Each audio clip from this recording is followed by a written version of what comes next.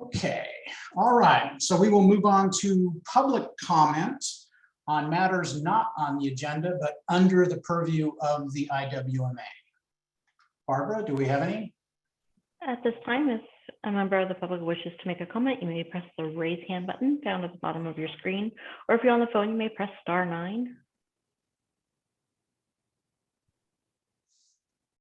I see nobody for public comment. All right, thank you. And we will go ahead and move on to item 5, our interim executive director's report. So Patty, I'll turn it over to you. Thank you, President Barbeau. Can everybody hear me okay? Yes. Okay, excellent. Thank you very much. First up is our credit card report and expense report. Are there any questions on either of these two items before we move on? Credit card report is on page 5, and then the expense report begins on page 6 and runs through page 8 of your agenda packet.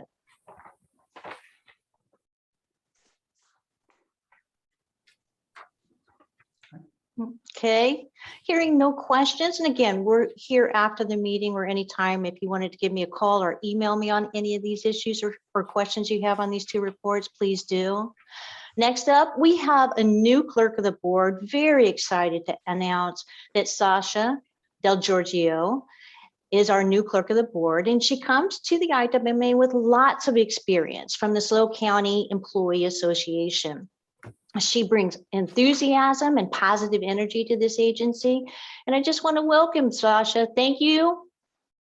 Go ahead and give a wave, huh? Thank you. Nice to meet everyone. Sasha, welcome. Is that Sasha where it says Cheryl Price? It is. We're sharing a screen today. Okay, good. I was going to say your first task as clerk is to give yourself a name or a screen name. That's not Cheryl. Yes, we will definitely make that change. Thank you very much. All right. Welcome aboard, Sasha. Thank you, everyone. Thank you, Sasha. So next up is resolutions. As you know, like the city of Paso recently passed a resolution, and as of last night, the city of Morro Bay did as well. And these resolutions are specifically here to reinforce that these entities want to stay in the IWMA JPA. Moving forward, if I understand it correctly, Jan Marks said that the city of SLO is also going to be doing a resolution, if I'm not mistaken, on October 19th. And I expect other cities and possibly even the special districts to do this as well. So as these resolutions are passed with conditions or not, I will make sure that I keep this board informed moving forward. Patty, let me address two things. One on item 2, introducing Sasha. Just a reminder to everybody that Cheryl's last day with the IWMA is this Friday, October 15th, and Sasha is replacing Cheryl. Also on the resolutions, I can also add that Tascadero will be considering the resolution, similar resolution on October 26th. And for those interested, as we discuss, well, these resolutions typically just indicate that the city involved intends to stay within the IWMA, and also some of them list some things they would like to see happen, and we'll partially address some of those in a later agenda item here. True. Excellent. Thank you for that. And then lastly, we need to get an update from HF&H, our consultants. They're doing that data verification. Barb, can you pull up the PowerPoint? And I apologize about the short notice. We received the draft from HF&H at 12:30 this afternoon. So I did email it out to you all, but I'm sure you haven't even seen it hit your email or had a chance to take a look at it. It's a 9-page report. I think you'll find it very comprehensive and well done. And today we're going to have Phil from HF&H join us to run us through a few slides, run us through the report, and bring us up to speed on where HF&H felt that this board needs to move forward with on the rate increase. Phil, are you available? I am. Thank you, Patty, for the introduction. Thank you, President Borbeau and the directors for allowing me here to present today. So as Patty had mentioned, I'm here today to talk about the impacts of Senate Bill 1383 on the IWMA's budget, particularly the revenue requirements necessary to cover expenses and maintain a healthy operating fund balance. Could you please click to the next slide. In September, we were redirected to project the IWMA's budget through fiscal years 23-24 within our existing scope and budget. There was no additional funds or contract issued to perform this reassessment. The primary focus on the analysis was the impact associated with the unincorporated county and Los Osos community service districts withdrawing from the IWMA. The revision to the customer base has downstream effects on the landfill tipping fee revenues, hauler HHW fee revenue, and other program expenditures that you'll be facing to comply with 1383. For fiscal year 2021 and 2022, we primarily adjusted the revenue and expense categories based on the account counts. While the haulers provided the ultimate source data, there was a team effort between the member agencies, the CSDs, and staff to provide this information. For future years, we assigned various indices to account for growth, such as CPI and labor rates. The chart on the bottom here displays the projected revenues and expenses. You're probably wondering why the revenue is a little bit higher, about 2.3% higher than the expenditures. And that's because we're intending to achieve a target unrestricted fund balance of 50% of operating expenses. We want to ensure that if revenues become unstable or don't come in, you have at least 6 months worth of operating revenue to continue maintaining your programs. Next slide, please. After reviewing the expenses and operating fund target, we determined the overall IWMA revenue requirement. And then we next subtracted the anticipated revenues with the exception of the hauler fee revenue, which helped us to determine a target hauler fee revenue requirement to make sure that you're fully funded and operational going forward. The weighted average fee came out to a total of 4.42% for fiscal year 2021-22 through fiscal year 23-24. But we're recommending a fee of 4.5%, which adds a 2% contingency to this. And as we get into the data limitation and key assumptions, I think you'll understand why we put a small contingency to round that up. Next slide, please. In terms of key assumption, the primary driving factor for the fiscal year 21-22 budget was a reduction in the account base of 10% to account for Los Osos and the unincorporated county leaving. When we assumed we had to assume the generation profile for these communities was similar to all of the other member agencies due to lack of granularity surrounding the generation profile at each home, right? We don't know if there's a significant difference in the amount of trash being generated since these are all being reported in aggregate. Other key assumptions are centered around the revenue and franchise fee amounts provided by the member agencies. For franchise fees, we obtained the FY 2021 franchise fee remittance of $4.6 million from the member agencies. And for gross receipts, we obtained the FY 2021 gross receipts of $47,650,000 from the haulers. So we're relying on the data that was provided. Next slide, please. There are some limitations to the projection. The first was the limited resolution on account data and generation per home for the various CSDs in unincorporated county. As such, we use various extrapolations and assumptions to project the future expectations and impacts. We're also in a transitional period here in the state as we implement 1383, and there's currently no robust historical data surrounding the ongoing cost of 1383 compliance. We're working with 75 jurisdictions on implementation, so we have a wide breadth of experience and the different costs that they're seeing. But at this point, no one's been walking the walk for a year or two, so it's hard to determine exactly what the impacts will be. There's also limited experience operating the JPA without the unincorporated county or Los Osos, so there may be some unintended consequences or changes that occur with that change. And finally, the revenues are likely subject to change based on member agencies renegotiating their respective franchise agreement. At this juncture, the timing for completion of these negotiations and the individual rate impacts per member agency are unknown and were therefore not considered. And with that, I will go to the next slide and open it up to questions. Right. Couple of things I want to mention first, as a reminder to everybody, with the implementation of 1383 and the additional requirements that would impose on the IWMA, the need for additional staff, HF&H had previously come up with calculations for what kind of a rate increase would be needed to help accommodate that. During some initial drafts, we're talking as high as 4. That got amended down to 3.25 increase on what would go on people's, on ratepayers' garbage bills.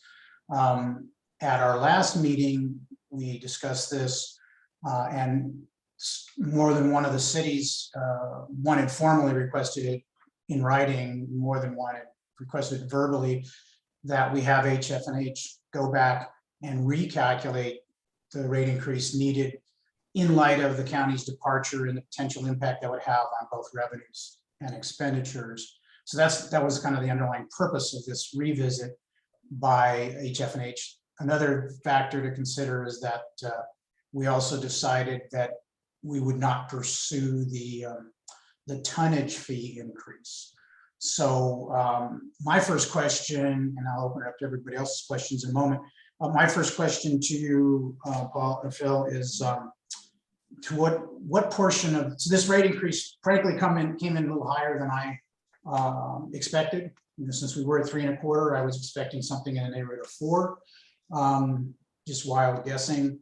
To what extent did our dropping of the $1 tonnage fee increase play into this increase here?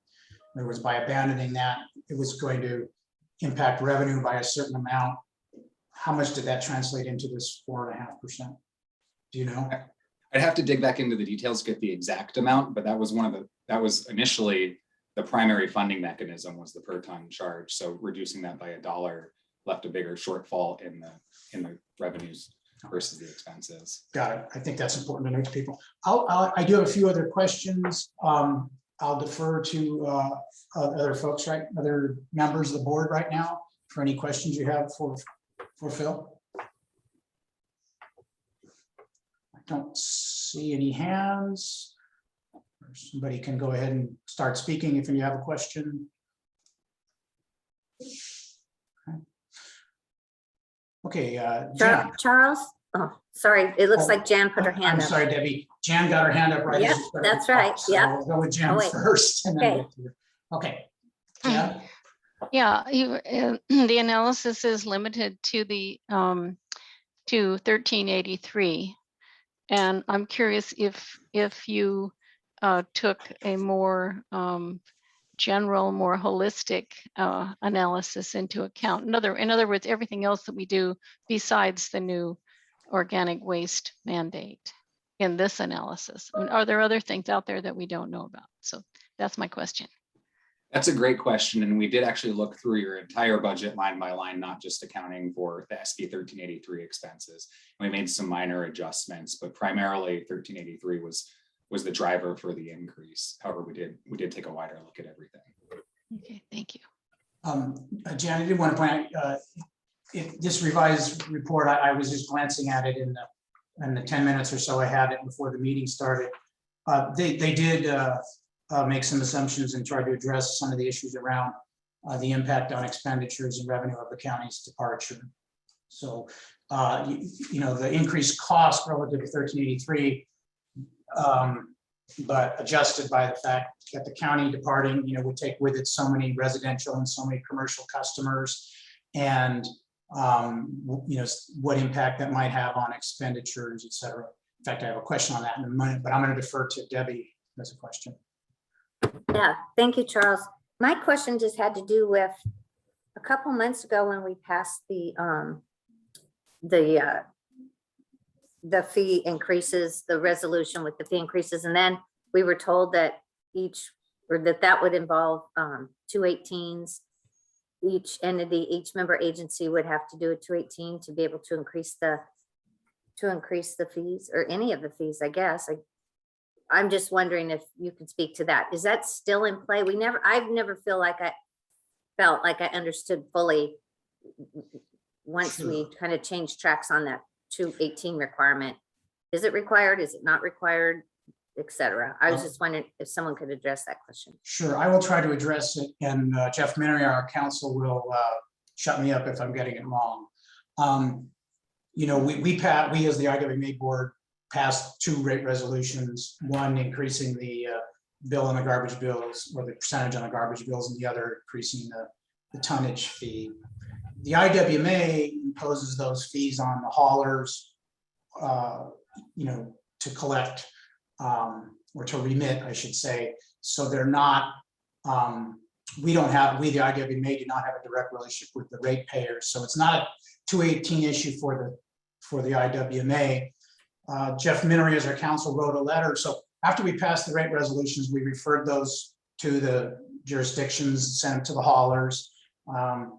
And Jeff Minery, as our counsel, noted to the jurisdictions that their jurisdiction, it may call for a 218 process in their jurisdictions. It's not automatic that every jurisdiction would conclude that they have to run a 218 for the impact on their ratepayers. It might depend on, in some cases, whether or not the garbage service is mandatory. If it's not mandatory in a community, then it's an optional service, and therefore it's not property related. They wouldn't have to do a 218.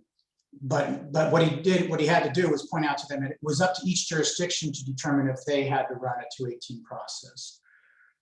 City of SLO had come back to us and said, hey, we need more time because we only run a 218 process once a year. And if the county's leaving, we'd like you to recalculate to make sure that the numbers are good. So the idea is you brought up a great question. As a result of this revised report, we will need to revise our rate resolution in order to formally, hand it off to the cities to go through a 218 process if they indeed deem they need to do that. And most of them, my guess is most of them will deem they do have to go through a 218 process. So I don't know. Hopefully, Jeff, I didn't get anything wrong there. And Debbie, I hope that wasn't too convoluted of an explanation. No, it was actually good. This is sort of a tricky little It is. situation. But when you're talking about jurisdictions, you're talking about then each city or CSD's jurisdiction, or I was getting a little confused there. Are you talking about the jurisdictions that the haulers themselves have, that it's up to, or you're talking about agencies, public cities? Well, it's every jurisdiction that has franchise agreements with haulers, because it's the haulers we're imposing the fee on, but the haulers only, are haulers because they have a franchise agreement with their respective jurisdiction, whether it's a city or a CSD.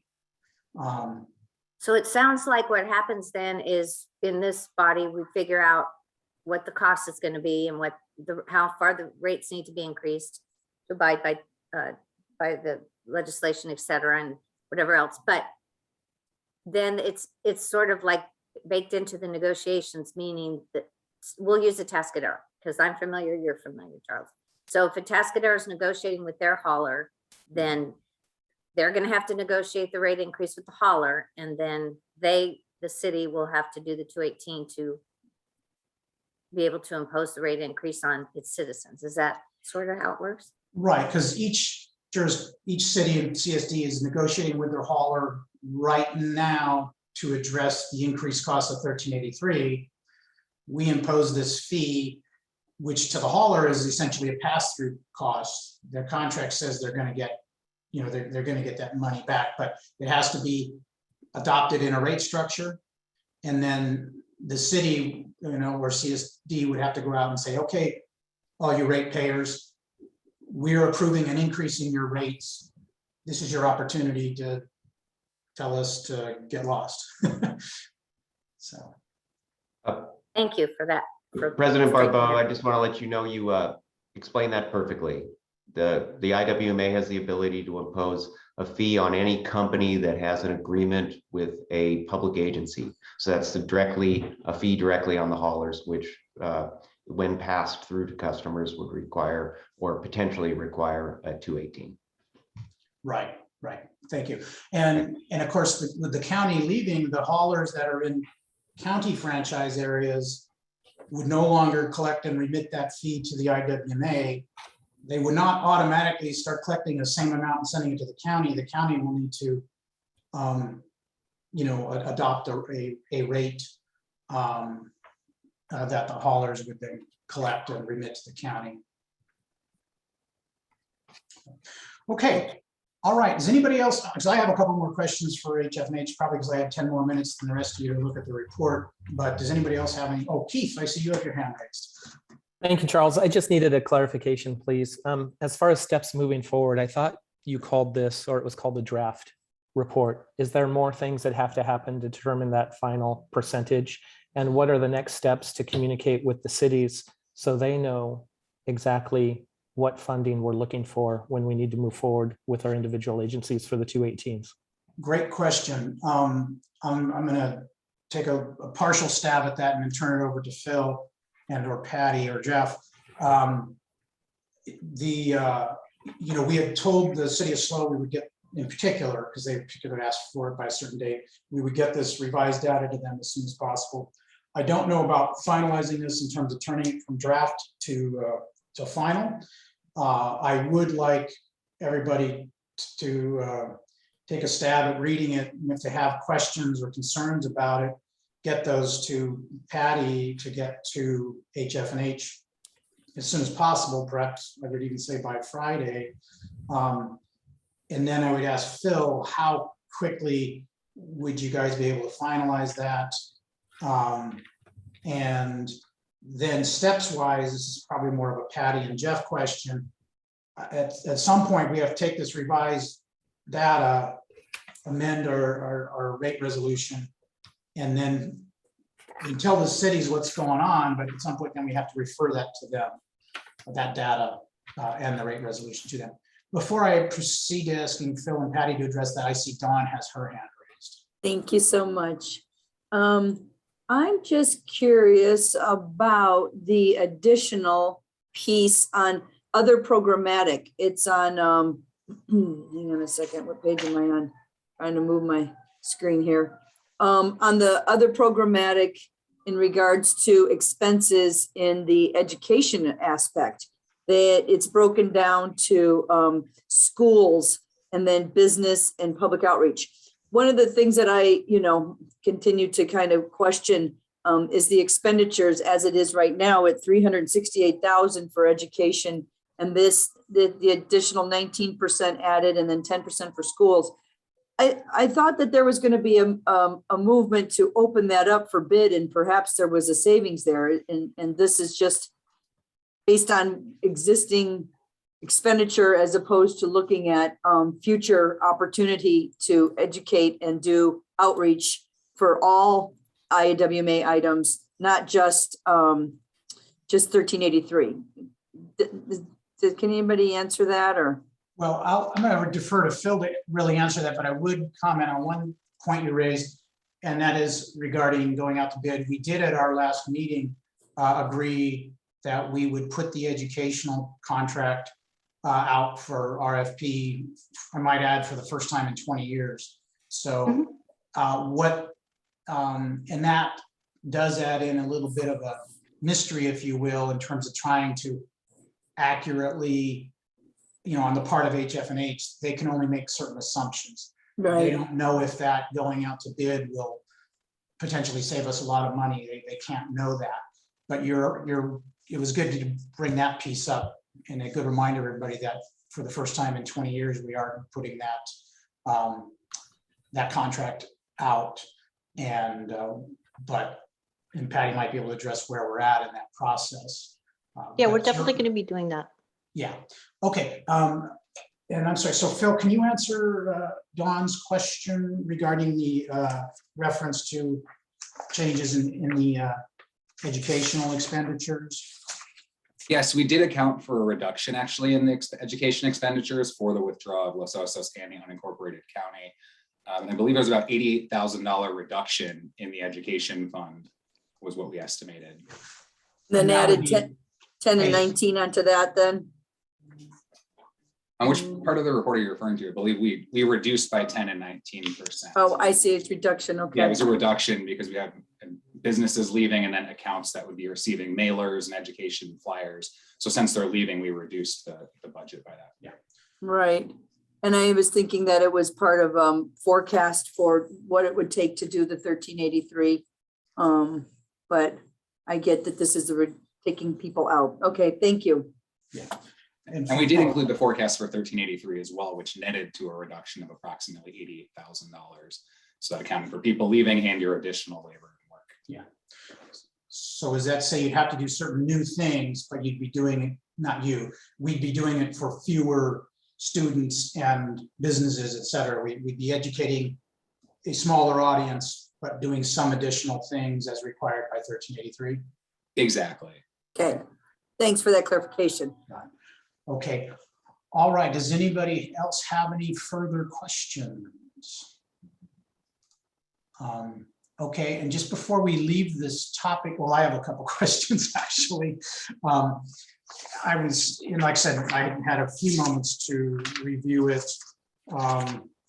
And there's talk in here about in estimating changes in expenditures about like the Stericycle hazardous waste program reduced by 9%, assuming the expenditure would decrease by the same proportion of total residential accounts in the unincorporated county. And it makes the same 19% assumption regarding current business programs. One of the things that's kind of been an issue is, the county unincorporated area plus Los Osos has about 25% of the population, but they have a much smaller percentage of the number of accounts, partly because there's very few commercial business accounts in those unincorporated areas. And partially because some of them are optional service areas, so not all the households would have garbage service. But on the expenditure side, so that means on the revenue side, they're not taking away, if you will,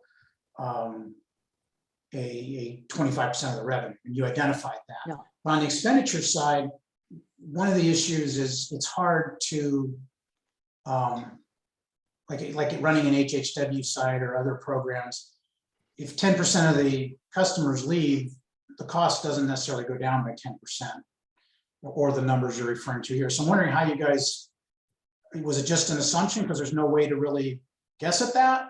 Or how did you approach that? That's a great question. And it's really dependent on the program. So for HHW, that one, it was really just an extrapolation of the data we had. HHW can get very expensive based on if you have one gallon of really nasty acid, that could double your budget. It can go either way when you start getting to the proper handling. So I think the change in, I guess, number of residents isn't going to be as volatile as what you actually receive. So there is a reduction, but there is definitely overhead that's not leaving. And the same thing with education. On that front, we reduce the number of mailers and postage that you would be sending, but we wouldn't reduce things like your graphic design or the drafting of content, because that's a fixed fee regardless of the number of users. So it's really just program dependent on how we adjusted those. Okay. Yeah, because my concern is like running an HHW site, even if you have 10% fewer people showing up or even 25% fewer people showing up, unless you cut the hours, your only reduction is the physical quantity of stuff that you take in and have to get processed. And so anyway, so I was a little concerned about that. But I think given that we just got these, that our action is essentially give everybody on the board a chance to review it, provide any questions to Patty so she can pass them on to HF&H. Please do that as soon as possible. But then timeline, we're going to provide this information to the cities. And Phil, I guess I didn't ask you specifically how soon would you think this draft be turned into a final report? That is a great question. So the reason it was flagged as draft was to allow all of you a chance to put input and make any changes or requests to Patty. Assuming there's no major changes, I would think it would maybe take a week at most to turn around. But if someone has a big change that they would like, it might be a little more significant. So assuming we get it Friday, I would think we could turn it around fairly quickly. I wouldn't think more than a week unless we have to redo the entire model. But if it's just minor change here or there, it could be a matter of a day or two. Okay, thank you. And then I think it's, Jeff, if I'm not mistaken, we would need to have because we really can't wait till November, that we'd have to have a special meeting to redo the rate resolution. Is that a correct assumption? That would be correct. Okay, all right, then, yeah, I think then if we could sort of give everybody some homework to look this over and provide any comments or questions back by Friday, so it can be finalized. We can provide the final report to the cities and CSDs for their information. And then we'll need to schedule a special meeting to redo our rate resolution. Okay, does that make sense to everybody? If not, please speak your piece. And with that, we will go ahead and move on to the next. Oh, Patty, does that complete your oral report? It does, but I just wanted to thank Phil, and I really appreciate what your team has done. They've done a really good job given the circumstances. You know, this medical emergency was completely unforeseen, but you guys did an outstanding job coming together and bringing this community the information we need to move forward. Thank you so much. Appreciate it, Phil. Thank you, Patty. I'll let our team know. Okay, all right. Thank you, Patty. Thank you, Phil. Then we will go ahead and move on to the next thing on the agenda, which is going to be our consent agenda, items 6 through 12. Before we do that, let's see if we have any public comment on the consent agenda. At this time, if a member of the public wishes to make a comment, you may press the raise hand button found at the bottom of your screen, or if you're on the phone, you may press *9.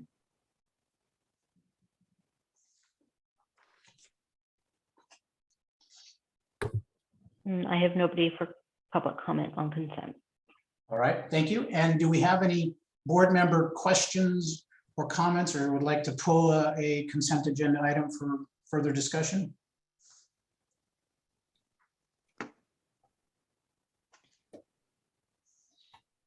Okay, if not, then I will entertain a motion regarding the consent agenda. I'm sorry, go ahead, Karen. We can see your hand there. Thank you. Just a quick question regarding the conflict waiver. Now, Mr. Minery, he's not the counsel for both organizations, is he? Or is that what it's saying? President Barbeau, if I might, Yes.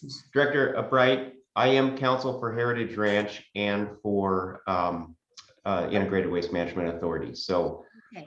that's why the conflict waiver is necessary. Okay, I wasn't sure if it's just because you were employed by the firm that represents both, or if you were actually counsel for both I organizations. am actually counsel for both entities. Okay. Thank you very much. I appreciate So that. both agencies will receive a conflict letter similar. And Yeah. Heritage Ranch will have the same thing. And we did this last time. There was a ratification of the agreement as well.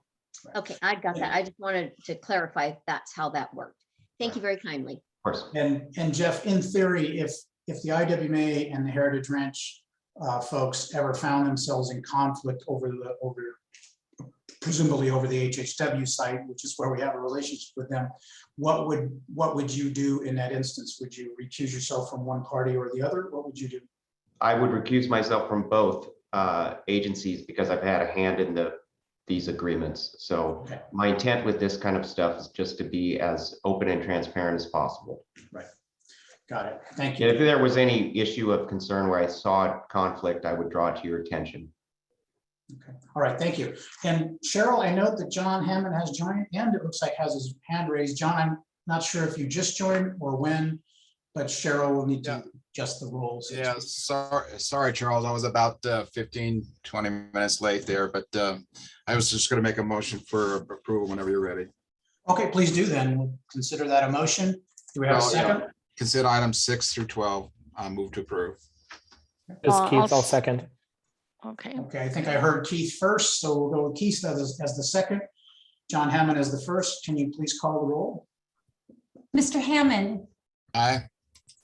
Mr. Storton, Yes. Miss Arnold, Yes. Miss Bright, Yes. Mr. Enns, Yes. Mr. Heller, Yes. Miss Marks, Yes. Mr. Newton, Yes. Miss Ortiz-Leg, Yes. Mr. Pishon, Yes. and President Barbeau. Yes. Motion passes with 11, and still we have 2 absent supervisors, Compton and Gibson. All right, thank you. With that, we will move on to our regular agenda, starting with item 13. Second amendment to the IWMA JPA. You may recall the previous second amendment we passed, we withdrew subsequently because the county was clearly not going to approve it and is now withdrawing. So I'm going to turn it over to Jeff, our counsel, to address this to start off with. Of course, President Barbeau, directors of the board. What you have before you is a very simple amendment to the joint powers agreement. As you're aware, there are a number of references and roles and responsibilities of the county in the JPA as currently drafted. Those provisions hamper the ability of the IWMA to function as a board without the county. And so what this amendment is doing is simply just removing references to the county to allow the IWMA board to meet and establish a quorum upon the withdrawal of the county. You'll notice that it's on page 142 of your packet. I have redlined these changes in section 7.2 and section 8.5. Section 7.2b, we've removed the requirement. The suggested red line is to remove the requirement that 5 members of the Board of Supervisors are members of the governing body.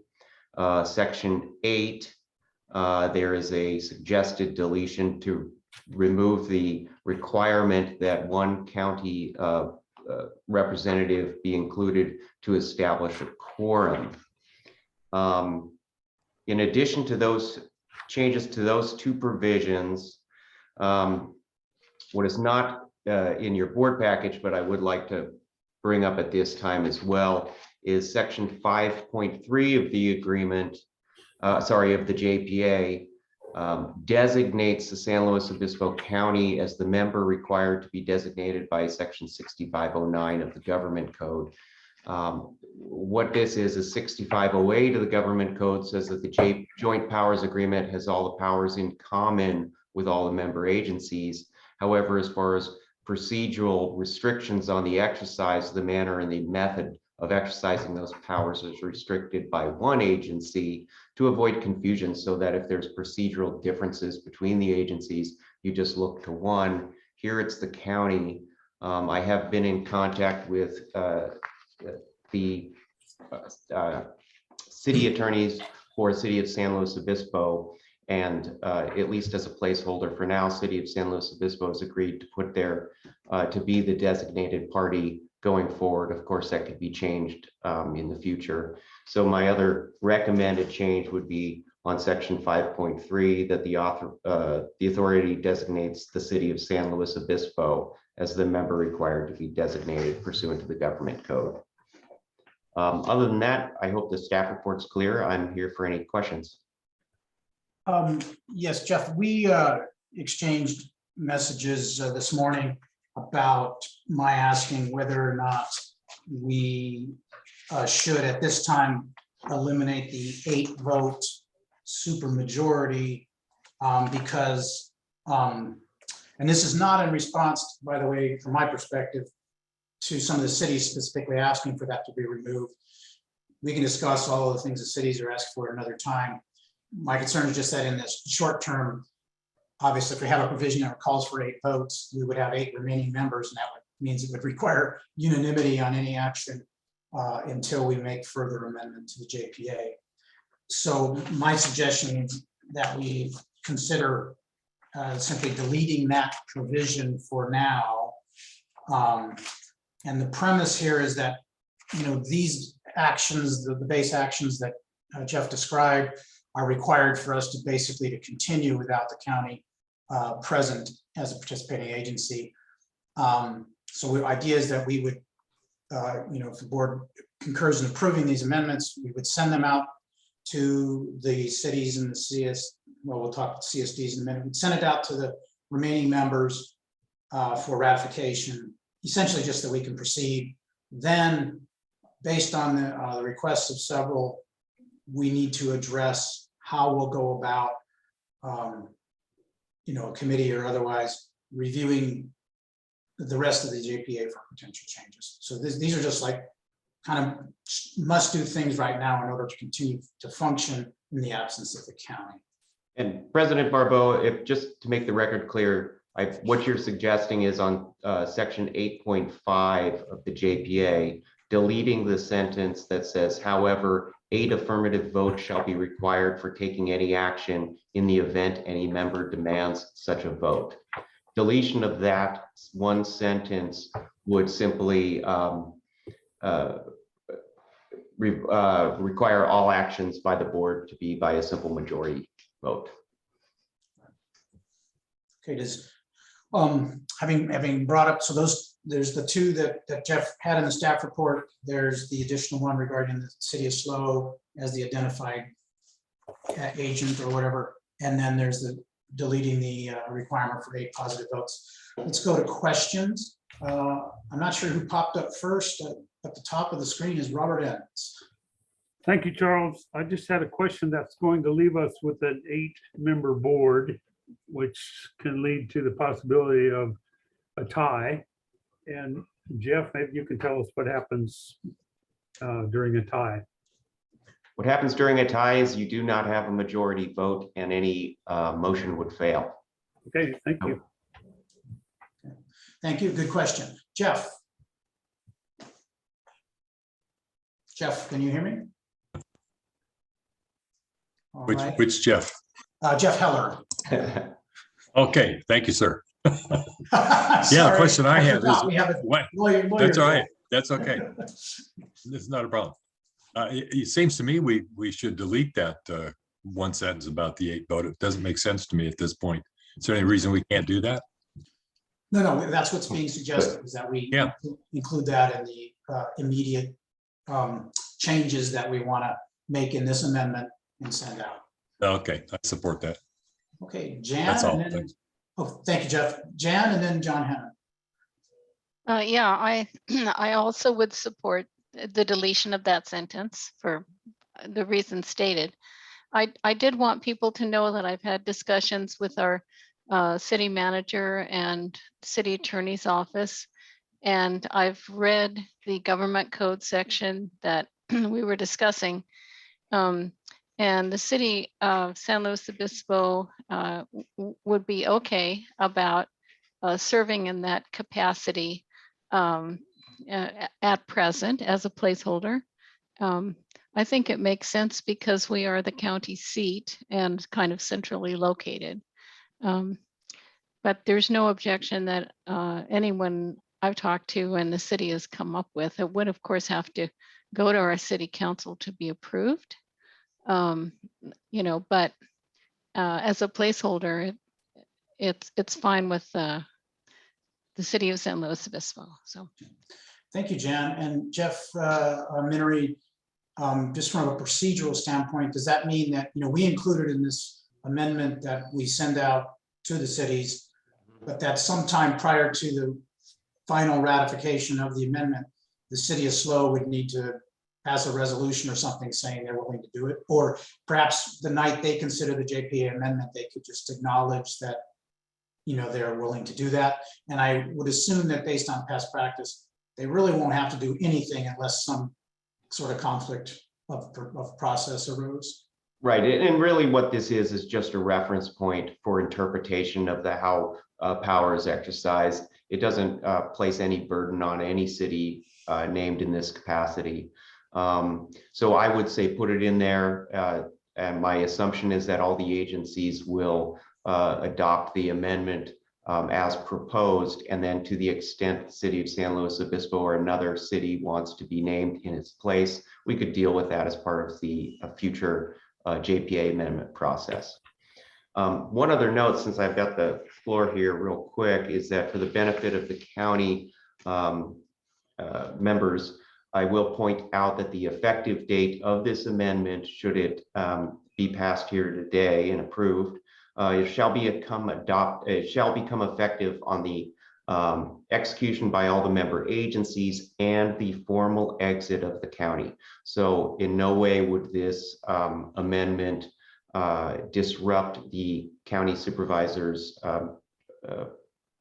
membership in the board and participation with this board until actually the date formal exit has been accomplished.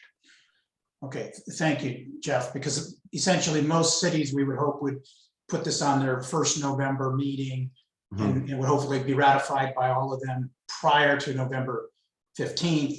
But this amendment would not take effect until at least November 16th. Correct. Got it. Okay, thank you.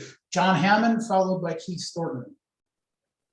Thank you, Charles. I guess a question for you or maybe Jeff, with regard to, we understand obviously the reason for doing this now and getting the county disconnected from the JPA, but I'm really interested in when we're going to be as a board reviewing the JPA and making the changes that Pass Robles has indicated to, I think, all the other city managers. I think they've been talking. I want to hear a date when we can get this calendar, because it really is going to hinge on whether we stay there or not. Does anybody have any idea when we might be able to get to this point on the JPA review? Well, I think as part of the discussion of this agenda item, we should talk about who do we want to sit down and talk about, that more thorough review of the JPA. We're, as a board, we represent each of our jurisdictions. So in theory, it could be us as a board where we sit down and talk about, amendments to the JPA. We certainly would have to approve any further recommended changes that would go out to the jurisdictions.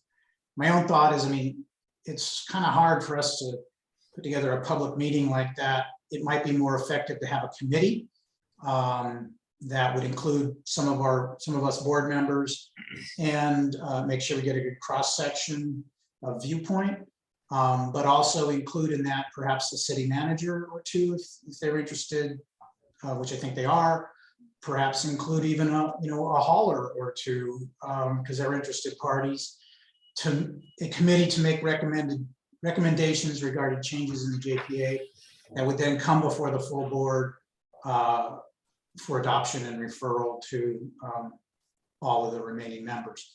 Yeah, well, I would certainly agree. Yeah, an ad hoc as quick as possible to get formed and start working on this, I think is definitely where I would like to see this happen. I'm sure other cities would probably be interested in doing this too. So, Jeff, can we make some sort of a direction or spin off this item to make an ad hoc form?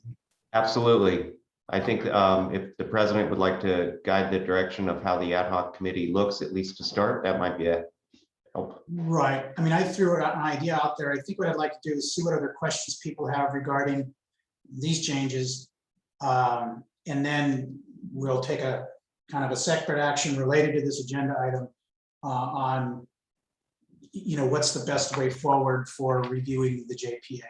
Okay. And time-wise, I think other than there's a lot of other things going on, there's nothing to prevent that from happening in the very near future. I think Keith Thornton was next, and then Jen Marks. Thank you, Charles.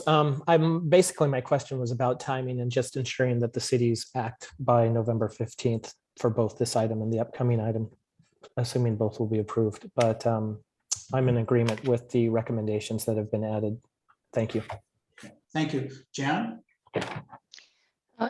Yes, I just, having read Passo's resolution and the proposed resolution for the city of San Luis Obispo, these two cities at least have included conditions. So they've made it kind of a conditional resolution. And I haven't had a chance to read Morro Bay's yet, but it seems to me that what we need to do as step one is to get all of the various entities to pass these resolutions and deliberate about any any conditions they may wish to place on that. So that I think the ad hoc committee is a good idea, but when I wouldn't want it to go too far down the road in terms of its work agenda, before getting the input from all of the cities that and possibly CSDs that have passed these resolutions. So I would imagine it would be something that could happen, possibly, well, I hate to say in December because it's the holidays, but possibly early December or sometime in January. So I don't want us to get too far down the road without making sure we know exactly what we're dealing with from the jurisdictions in terms of the resolutions. Thank you, Jen. I think that's a good point. I think that one of the things that the cities that haven't yet adopted a resolution, but when they discuss one, they might want to consider if they have any comments regarding what kind of representation they'd like to see on the committee. And then essentially, they might want to talk about what things they'd like to see, so they could give guidance to whoever might represent them in a way. One of the other possible memberships I didn't mention is Patty's been using what she calls a local task force, where there's a representative from each jurisdiction, where they've been talking over 1383 implementation issues. Those are the kind of people that might also be possible members of the committee, because they're the folks that are handling this 1383 issue day to day within their city. In some cases, it's a public works person. In some cases, it's someone else who's kind of tasked with handling hauler agreement negotiations. So anyways, there could be a widespread membership, and I think you're right. I wouldn't want to try to figure out today who should be on that committee, kind of thing.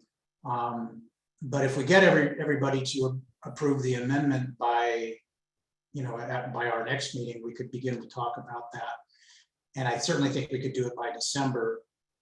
Wouldn't want to see it slip to January, just because the committee then would take some time. But anyway, those are just some thoughts. And I think, does anybody else have questions regarding today's amendment or comments about our path forward? Jan?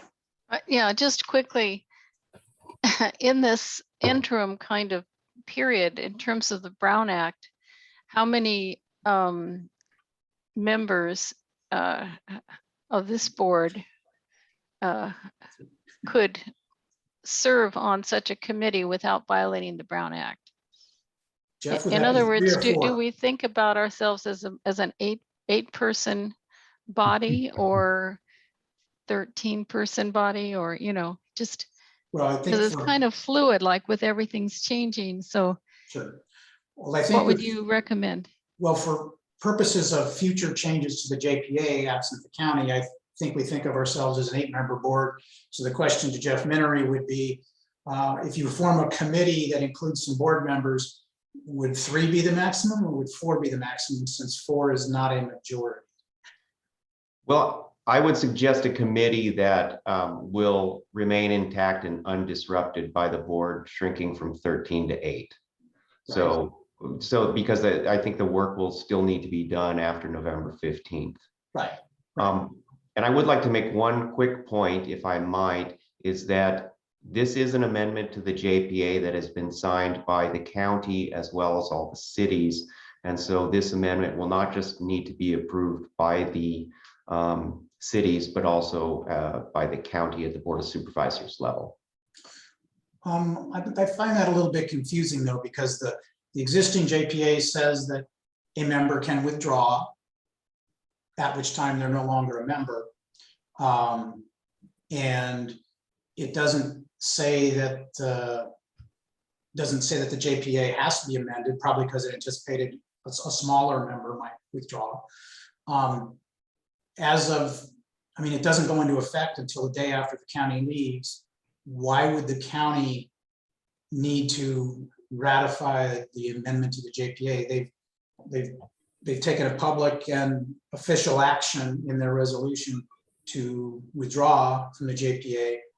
Why would they be voting on approving? I don't see any reason they wouldn't vote to approve it, but I don't see a reason why they wouldn't vote to approve it, but currently the county is a member of the JPA, and that to amend the JPA requires the agreement by all member agencies, and the county is currently a member agency. So, okay. But on November 16th, they would not be. Yes. So on November 16th, it doesn't go into effect until then. So I'm just not understanding why they would need to ratify it. But I tell you what, I mean, I'm not the lawyer you are. You might want to think about that. And if it needs to go to the county, or, we can send it to the county. Because you're the one that's going to. I suggest it goes to the county. Okay, yeah, because you're the one that's going to write the letter of transmittal or whatever you call it, that transmits the amendment to to everybody, right? Yes. Okay. Okay, Robert Enns, you have a question. Charles, I didn't hear Jeff's answer on whether it was 4 members or 3. Oh, I'm sorry. The question was whether or not the committee should be 4 members or 3. Well, no, whether or not the committee, in terms of whoever's on it, what the maximum number of current board members would be, whether it would be 3 or 4. 4. Okay. Okay, thank you, Jeff. Okay. Got it. I thought I saw John Hammond's hand raised. Just clicking, sorry, Charles, but yeah, I think 4 would definitely be good. And then maybe bringing our staff along with those particular members. The other thing too, I'm not so sure that haulers would be a good idea to have in this, because this is our JPA, Charles. It's not really anything that the haulers need to weigh in on at this point. It's agreement between the cities to form a JPA, right? So I'm not quite understanding why you would think haulers would be a good idea. Well, I'm certainly not set on that. I just think obviously they're interested stakeholders, and I think their viewpoint, sometimes they can be critical to helping implement IWMA programs. So sometimes it's not as if they're the deciders.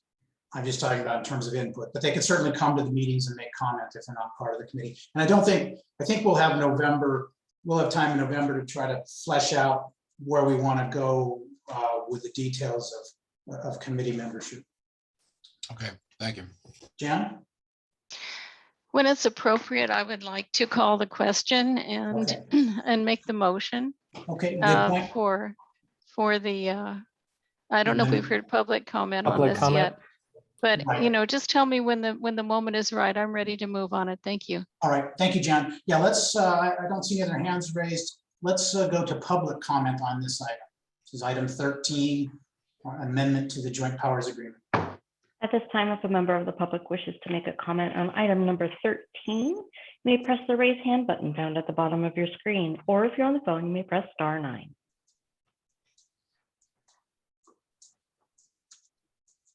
And I have nobody for public comment.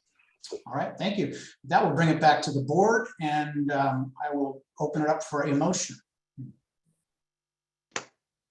Oh, I would like to move staff recommendation plus the 2 additions that have been discussed. One as a placeholder, putting the city of San Luis Obispo in the position that the county has held under the government code, and the other eliminating the sentence in section 8.5 under quorum and voting that states, however, 8 affirmative votes shall be required for taking any action in the event any member demands such a vote, period. Just acing that out of 8.5, leaving the rest of 8.5 as is for now. Okay. Karen Bright, second. Okay, we have a motion by Jan Marks, second by Karen Bright. Any discussion of the motion? Okay, then we will go ahead and do a roll call. Ms. Marks, Yes. Ms. Bright, Yes. Ms. Arnold, Yes. Mr. Enns, Yes. Mr. Hammond, Aye. Mr. Heller, Yes. Mr. Newton, Yes. Ms. Ortiz-Leg, Yes. Mr. Pichon, Abstain. Mr. Storton, Yes. and Mr. Bourbeau. Yes. Your motion does pass, 10-1, abstain, 2 absence. All right, thank you. Okay, we will move on to the next item, which is related. This is item 14, First Amendment to the Memorandum of Agreement between the member jurisdictions and the authorized districts. Turn this over to Jeff Minery. Thank you, President Barbeau, directors of the board. Again, this document, is simply brought to your board to be approved as to form. What this is this will go out to the special districts who are seated members with the IWMA through the MOA. And this is simply the agreement by the special districts to be bound by the amendment that was the prior action, item 14. So this would, with the approval of your board, this will go out to the special districts. So to be clear, then the motion would need to, of course, reflect the, not just what's in the staff report, but the 2 additional changes we made. Because Yes, that would be an exhibit to this okay, resolution. Yeah. got it. Okay, any questions to Mr. Minery or anybody else? Robert? Charles, I'll be happy to, when we're ready, to make a motion on behalf of special districts. Okay, that would be great. Thank you. Anybody with any questions? Okay, seeing none, we'll go see if there's any public comment on this item. At this time, if a member of the public wishes to make a comment on item number 14, you may press the raise hand button found at the bottom of your screen, or if you're on the phone, you may press *9. And I do have one for public comment.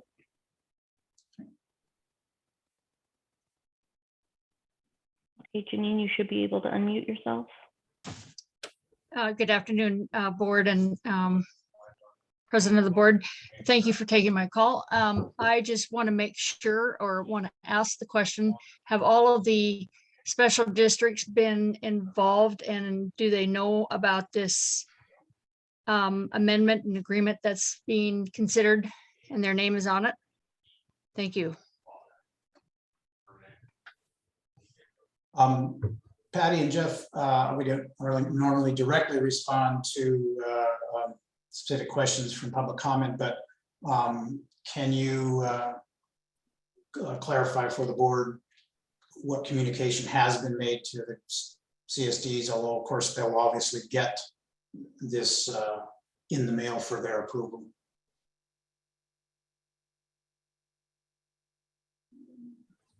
Sorry about that. I was on mute. You think by now I'd understand this system. Yes, so we are communicating with special districts. This isn't going to not come as any surprise. Everybody is aware of the exit of the county and how we need to make modifications, not only to the JPA, but to the MOA. Great question. Okay, thank you. If we have no other comment, Robert, I'm sorry, John Hammond has a question. Thank you, Charles. Of the CSDs, are there any who will not have to comply with 1383, Patty? So when you say, are there any of the CSDs that will not have to comply with 1383? The answer is no. Now, it's somebody like Ground Squirrel Hollow, extremely tiny, looks like they're in a low population waived area. We're working through that process now with Cal Recycle, but they have to still report on paper procurement, oddly enough, even though the general manager does not have an office, right? And so we've had discussions with the general manager, Dan, and he said that he's just going to send us what Cal Recycle requires, which is I haven't procured any paper. You know, it's that benign. But so in answer to your question, every single special district will be affected in some way by SB 1383. Maybe major, and it may be very, very minor. Okay, thank you. Keith. I just was wondering some clarification as far as this portion for the memorandum of agreement. Do all of these have to be approved by November 15th in order for Robert to be a voting member? Jeff, can you address that? No, they don't have to be approved for Robert to be a voting member, because with or without the JPA amendment, well, the board will still meet. So the JPA amendment just allows your board to meet without the county. And this is the special districts agreement to that. If they trickle in afterwards, we're still fine. It won't hamper the participation of Mr. Etz. Okay, thank you. Any further questions, or if not, we will let Robert Enns make the motion. All right, thank you, Charles.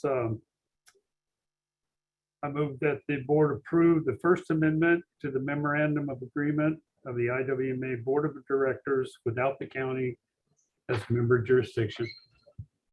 Hammond seconds. We have a motion by Robert Enns, a second by John Hammond. Any discussion of the motion? Okay, seeing none, we'll go ahead for a roll call. Mr. Enns, Yes. Mr. Hammond, Aye. Miss Arnold, Yes, Miss Bright, Yes. Mr. Heller, Yes. Miss Marks, Yes. Mr. Newton, Yes. Miss Ortiz Lake, Yes. Mr. Pashon, Abstain. Mr. Storton, Yes.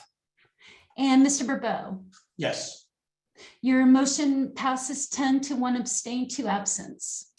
All right, thank you. Then we will move on to item 15, Heritage Ranch Amendment to the HHW Agreement. Patty, I think this is probably in your neck of the woods. Yes, and again, this is just an agreement with Heritage Ranch, which is one of our special districts that are still a remaining member of the IWMA. This facility has been ongoing since the year 2002. We'd like to extend it for another 10 years. There is one provision in here that Scott Duffield has asked us to put in because we might need to move this facility somewhere else on the ranch as he's moving into expansion, possibly in the wastewater treatment plant or other areas. In addition, the area that we have it in right now is in an area where a lot of people are not watching, so illegal dumping might be a problem. And so what we'd like to do is move it to a more visible area, possibly with a better ingress and egress out of the facility. So I'd be happy to answer any questions on this amendment. Any questions? Keith? Karen Bright here. Oh, Well, I'm sorry, Karen, I think saw Keith's hand first, so. certainly. Keith? Thanks. I'll be really quick. I had asked Patty this already, but maybe it'll be good for all of us to hear. I was just curious if they do move and there is an expense to it, to the IWMA, how and when would we address that as far as budgetary concerns for long-term expenses?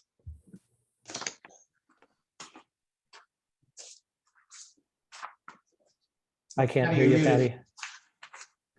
We're not hearing you. Doesn't say you're muted, but.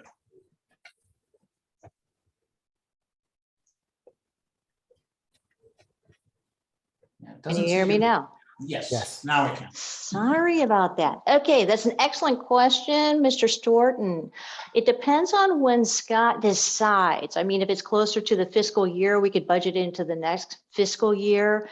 If it is almost immediately, we'll probably have to do a budget adjustment request for it. And again, what it'll depend on as well as the exact location that we're moving it to. Is it already paved or not? Is there fencing or not? So there's a lot of variables to play. Whatever is decided, I'll make sure that I keep this board posted on the progress or any changes, or if this does come up at all, because we don't know for sure that it will. Okay, thank you, Patty. You're welcome. Thank you, Patty. Karen? Thank you. Well, that really was my question as well. So, and it sounds like we have no idea what the cost might even be at this point in time. So thank you very much. Thank you, Mr. Storton, for asking my question. All right, thank you. Any further questions on this item? Okay, if not, we will go see if there's any public comments. This time, if a member of the public wishes to make a comment, you may press the raise hand button found at the bottom of your screen. Or if you're on the phone, you may press *9.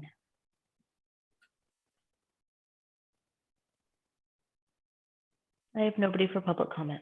Okay, no public comment. We'll bring it back to the board. Open for a motion. This is Keith. I will move staff's recommendation. Okay. Karen Bright, second. Okay, we have a motion by Keith Storton, second by Karen Bright. Do we have any discussion of the motion? If not, we will proceed to a roll call. Mr. Storton, Yes. Miss Bright, Yes. Miss Arnold, yes, Mr. Enns, Yes. Mr. Hammond. Mr. Hammond, Aye. Thank you. Mr. Heller, Yes. Ms. Marks, Yes. Mr. Newton, Yes. Ms. Ortiz-Leg, Yes. Mr. Pishon, Abstain. and Mr. Verboen. Yes. Your motion passes with 10, 1 abstain, 2 absence. All right, thank you. Next, we will discuss any future agenda items or things members would like to bring forward on a future agenda. Yeah, Charles. Oh, I'm sorry. John, I see Robert's hand up here first. Oh, yeah, go ahead. Go ahead. Robert? Thank you, Charles. I just wanted to, again, thank Keith Storton for his comments at the last meeting, which we've asked to be included in our minutes, found on page 14 and 15 of our agenda packet in writing. Thank you very much for putting that in, and good job, Keith. Thank you, Robert. Got it. Okay. I'm sorry, John Hammond, you had a comment. Yeah, Charles, I think now's the time appropriate to go ahead and talk about an ad hoc of some sort, to propose that to make changes as soon as possible to the JPA. Again, Pass Rob will see this as very critical for us to stay in. And I think as well as some of the other cities that's been discussing it, but I think as a board, we need to make an action item on this to get it in gear, basically. And I would be willing to serve, and along with our public works individual who works with me on waste, that would be 2. I think having 4 of our board members, I think is important to have a pretty good cross section of the board, along with any staff that they might want to have as well. With regard to the haulers, I'm open, I guess, on that. But again, this is our joint powers authority agreement, and input is good, but it's still going to have to come down to us, as a board, making a final recommendation to change what we need to do to stay inside. So I'm just gonna put that on the table. Like to get some other comment about that as soon as we can. Sure.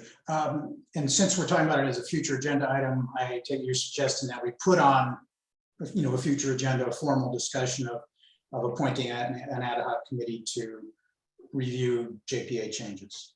Right. That's why I asked Jeff earlier if we can tag it on to item 13. He indicated we could. I don't know, but I mean, this is a direction I think we just need to get started. If we can agree on it and who wants to be on it, and then we can form a meeting date, really is really what I like to say. It might be appropriate though for us to discuss, put it on the agenda in November to discuss it more formally and actually appoint people. But I'm going to defer to Jan and Robert next. So Jan? Yes, well, I'd be willing to serve on it as well.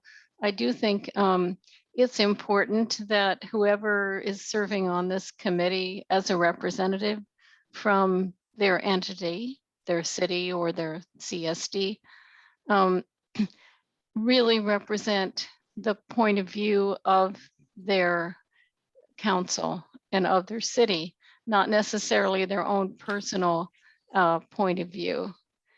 I think it's really important that communication go both ways, both back to the cities and the CSD and forward into an ad hoc committee. I think this is something the executive board should discuss and try to flesh out a little bit. And then when it comes to the agenda, perhaps there'll be more consideration about what we're doing. I also want to say in terms of the haulers or the technical team, or there may be other groups at a certain point when the JPA amendment process is in the draft form, I think it would make sense to circulate it to various groups, very much like kind of like an EIR, like a draft EIR, where you'd have these different entities or groups. You'd want to get their comments. It's quite different from saying you're at the table, you're making these amendments. You're going to have input into these amendments. I think our board needs to be in charge of those amendments, but with input from other really important and concerned groups.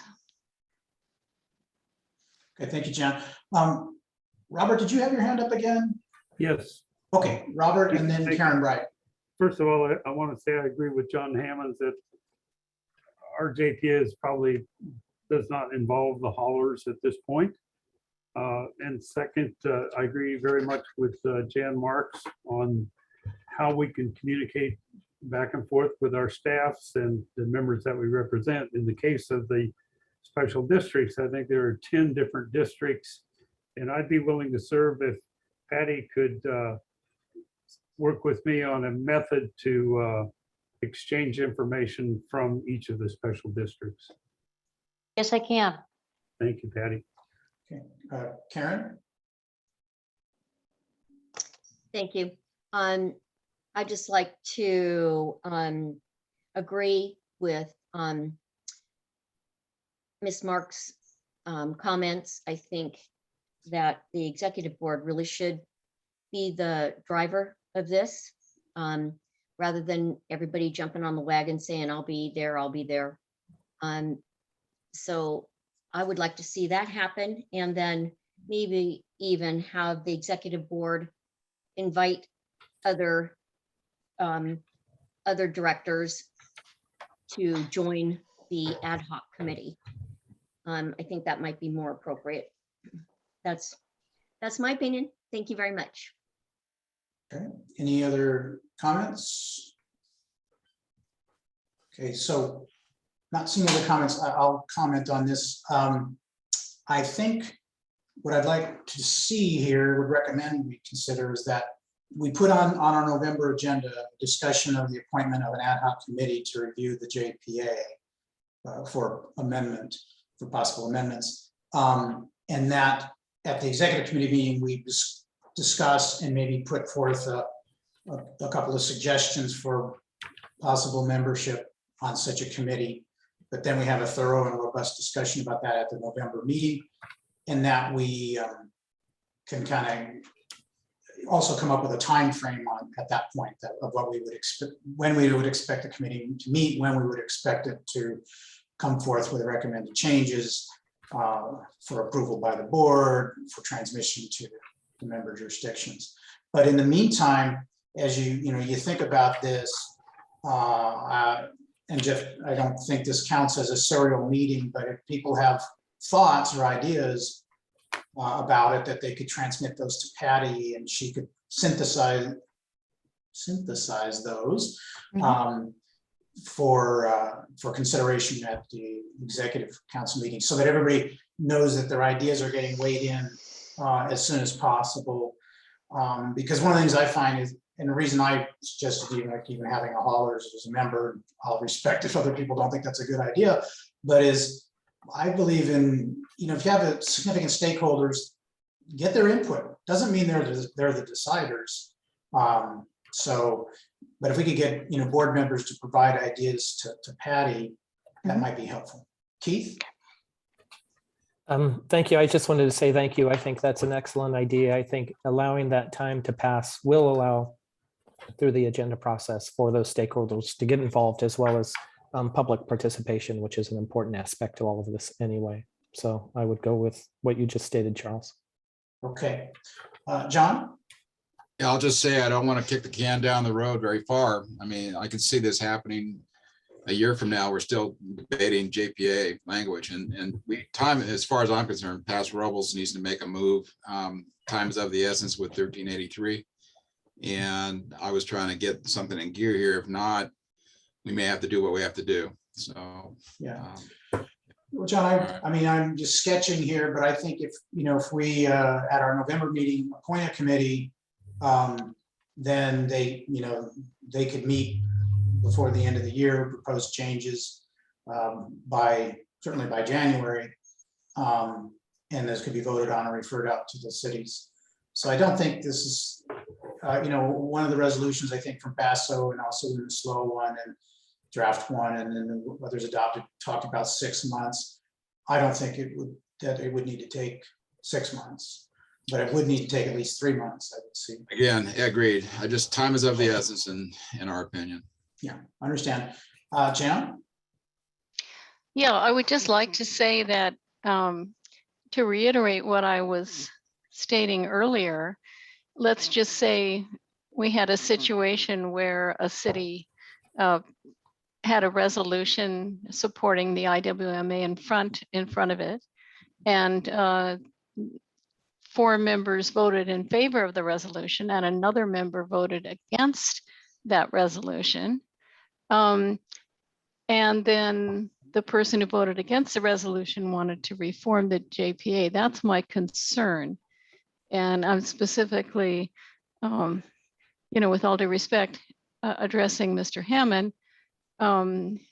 You seemed not to support the resolution supporting the IWMA, and yet you wish to in some way have influence in what it does in the future. So I find that concerning, and maybe I just don't understand. So if you could explain that, I'd appreciate it. Yeah, the council passed a resolution that we would stay a member of IWMA if the JPA was revamped with certain language that we proposed to all the other cities. And I think the city managers have all heard about this.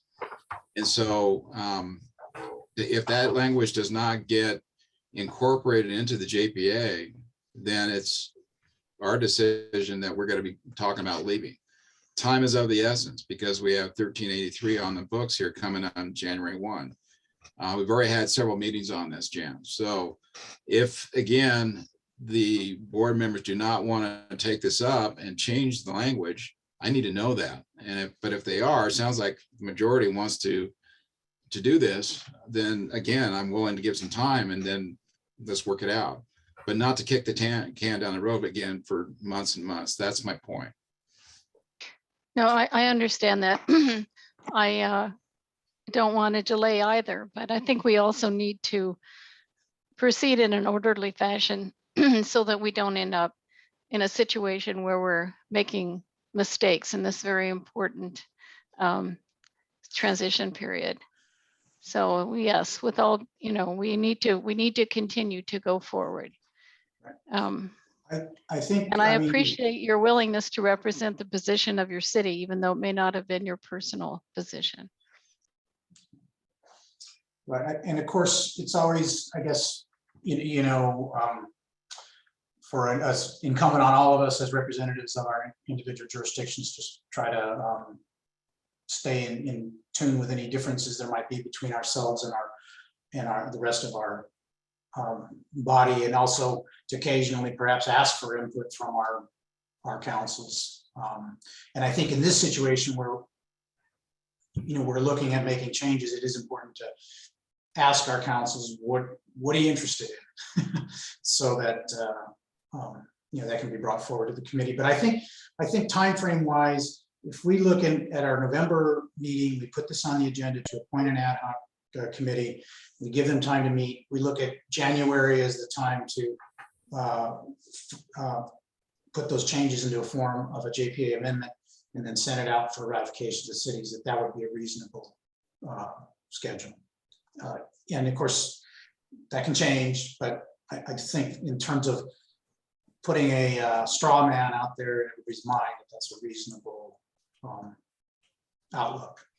So, okay. And so Patty, make sure, of course, that item is on the November agenda and put it on the executive committee meeting agenda for discussion. And if everybody could provide any input you have to Patty in the meantime, that would be helpful. Any other discussion on this item? Okay, so this being just a discussion of future agenda items, anything else? Otherwise, I think we're about ready to adjourn. I did want to comment back, and Jeff, tell me if I shouldn't do this, but in our in our consent calendar was an update on matters related to the district attorney's investigation. And I just wanted to point out that that stuff's there. We wanted to make sure we knew that we were being completely open with the public on what has transpired there. So we posted to the website the district attorney's final report. We had previously posted the settlement agreement with Mr. Knudsen, and we also posted the district attorney's letter where they had requested us to withhold documents from Mr. Newsom while they conducted and completed their investigation. So that if anybody, I bring it up only because if anybody asks, well, what was that all about? Say, hey, you can go to the IWMA website and you can read the relevant documents. So, okay, anything else, or we will adjourn the meeting, I think. Charles, I'm Yes. sorry, real quick, I had heard Patty say that Cheryl is leaving as of Friday. Correct. Correct. Okay, I didn't realize that. So I just wanted to thank her for her service and appreciate her dedication to the IWMA. Thank you. It's been my pleasure to serve. Thank you. Yes. Thank you. Well, let's give her a hand. Yay. Cheryl. Okay, thank you. Yes, thank you, Cheryl. You've done a very good job. And as mentioned, Sasha is her replacement. And I thought we mentioned anyway that Cheryl was going to be leaving, but she was hanging around with us for additional weeks, which was great because she got a week of overlap with Sasha. So it's been very helpful. So, okay. All right. With that, I think we will adjourn the meeting and hope to hear from you all input wise soon. Thank you. Thank you all. Thank you. Thank you all. Thank you, Charles. Patty.